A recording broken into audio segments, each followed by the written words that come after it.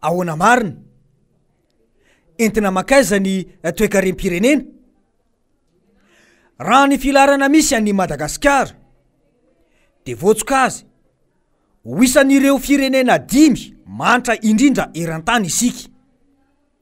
Azo lazaina fa tsy misy ny famoronana arena mahasoa ny malagasy rehetra fa olona vitsy izay naman'ireo ao amin'ny fitondrana ihany no mibahana sy manao ampimamba ny fiarinkarena rehetra. Raha vao olotsotra na mpandraratsy ao anatiny naman'izy ireo de sahirana tokoa vao mety ho tafavoaka eto amintsika. Nandritra izay 5 volana nanaovana ny ameana ara-pahasalamana izay de vao maika sahirana sy fadiranovana ny firenena. Miamahantra ny vahoaka malagasy satria betsaka ireo very asa ary maro ihany koa ireo orinasa no nikatona na misokatra ihany fa tena efa marefo tokoa.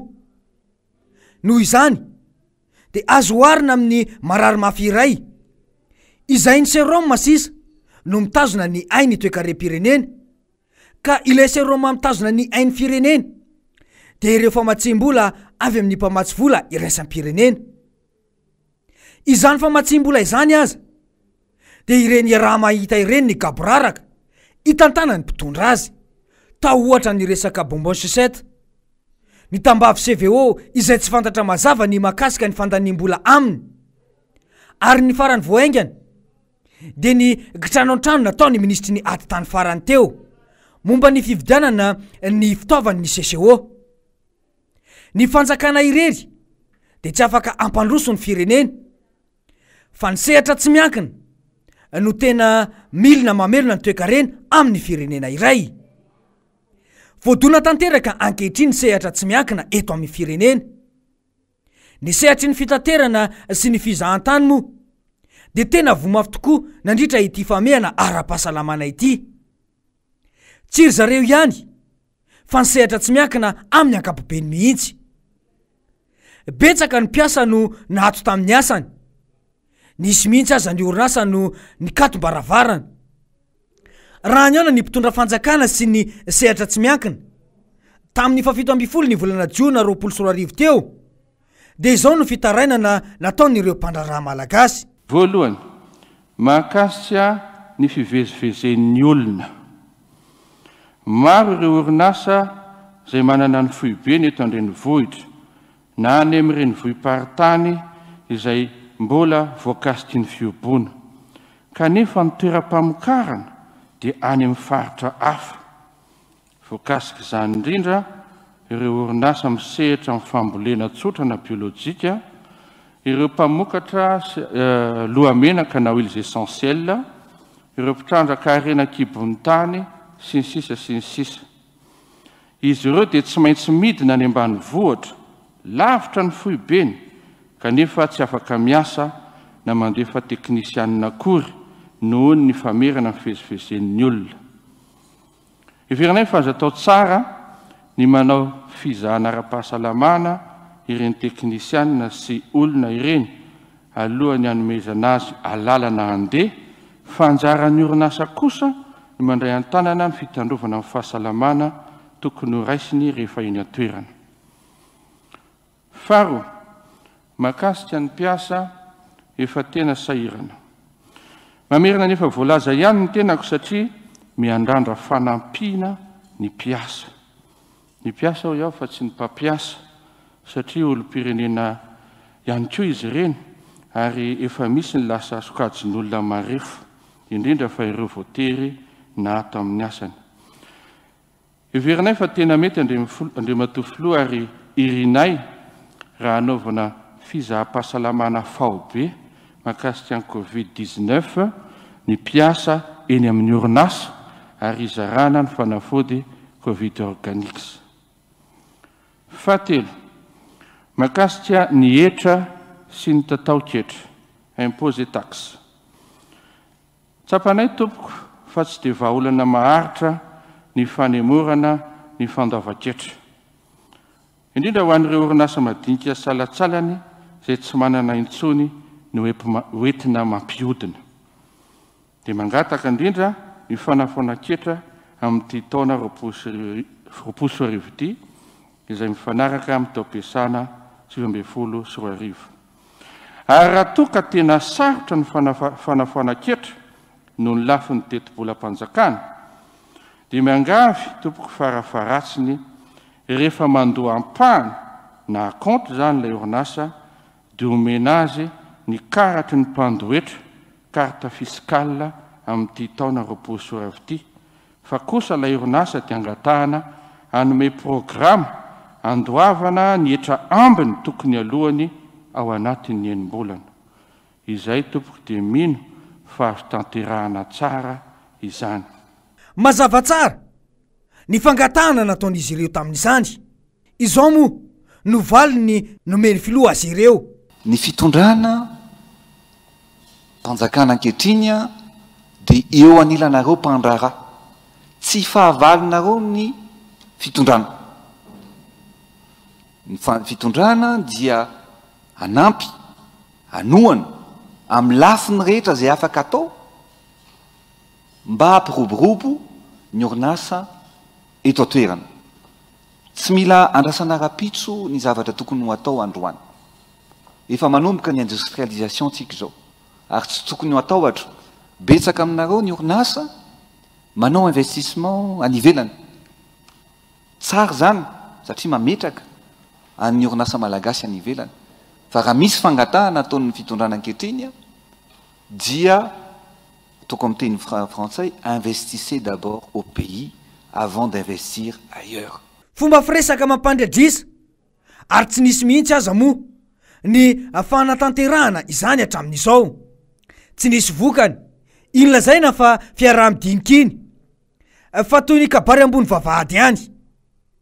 Tsy nisy ny fanampiana ireo orinasa na ireo mpiasa sahirana na ireo voaterina janona tamin'ny asany.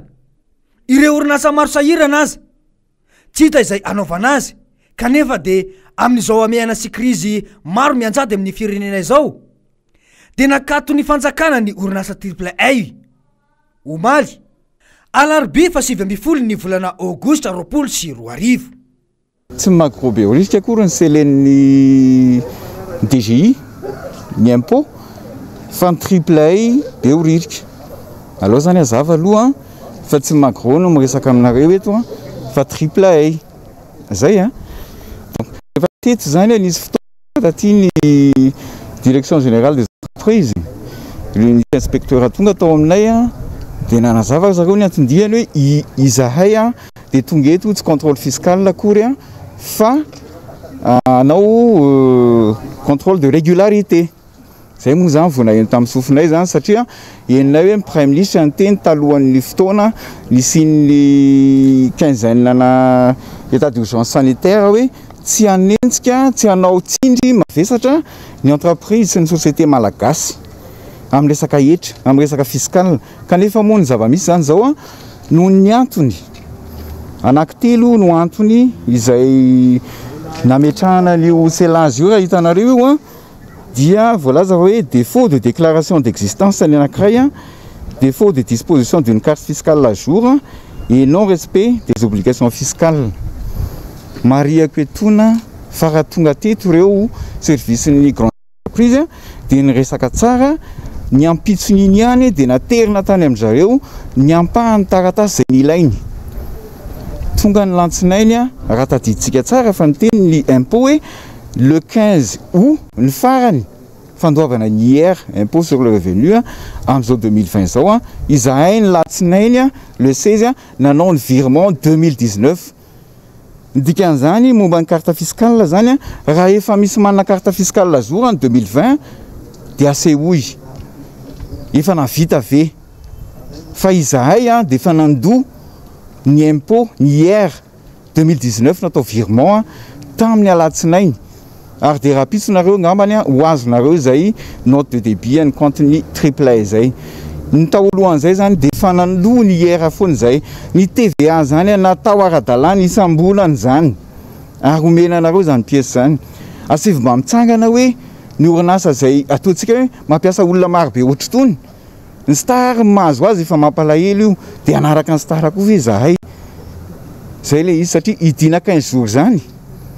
ny orinasa ny mpiasa efa sahirana amin'izao fotoana izao a mety tsy marary ny hafa zany fa marary ny ekonomia zany ve no atao any andafy rehetrarehetra any eny vatsiana vola ny orinasa ao anatina relance za mieritreritra ny président de la république iteny amin'ny lahady tokony mba miteny momba ny triple ianao satria izahay nandohetra tompoko izahay manao régularisation en cours de lazaina fa hoe de foana ohatrany hoe tsy mihetsika zany zay nanatona an'izao nanaton'izay ary nanatitra ny zenisy ary niteny tamin'izareo fa olon-dehibe fampiteny olon-dehibe fampiresaka tsara teo anoloan'le inspecteur zany certificat de situation juridique ho an'ny eto amin'ity toerana ity zany 10 jours vao mivoaka avy any amin'ny domaine de rehefa manao an'izany ve zay de hoe idio aloha ka tokony idina daholo ary ve ny orinasa rehetrarehetra satria tsy ny triple ihany mbola tsy ny délivrenareo carte fiscale 2020 zao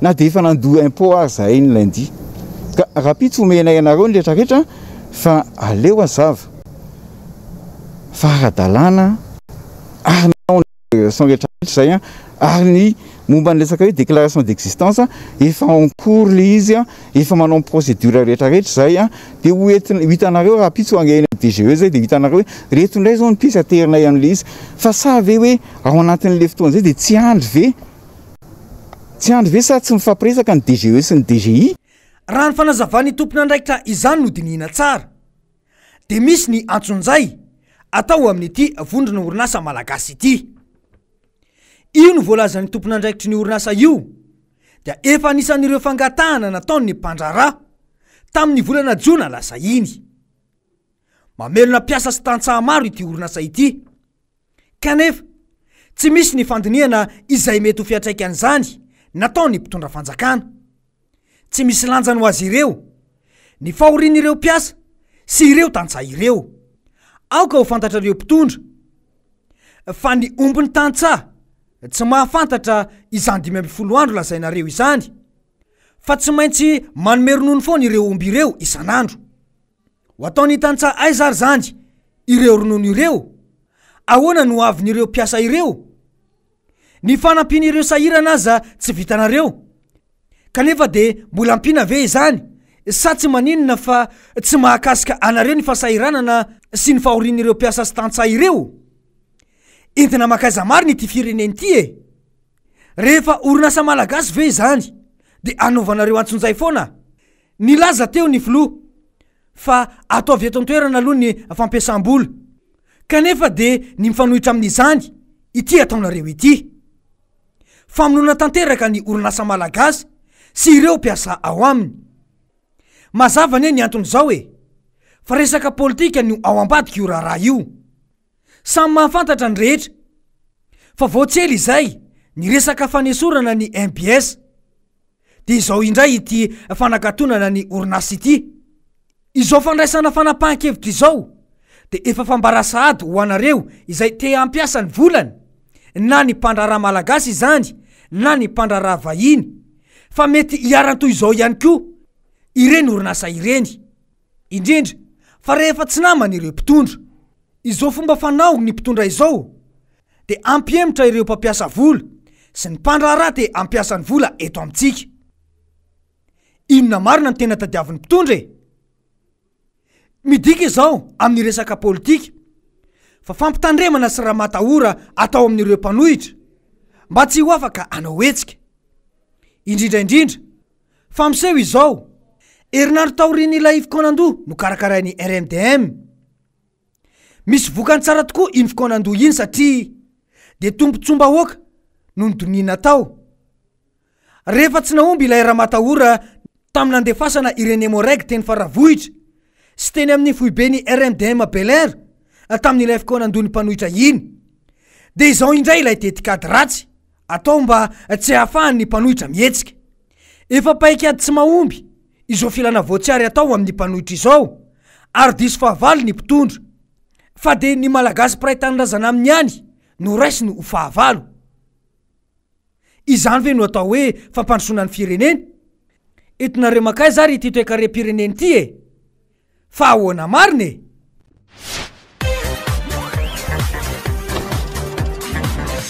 ahoana mariny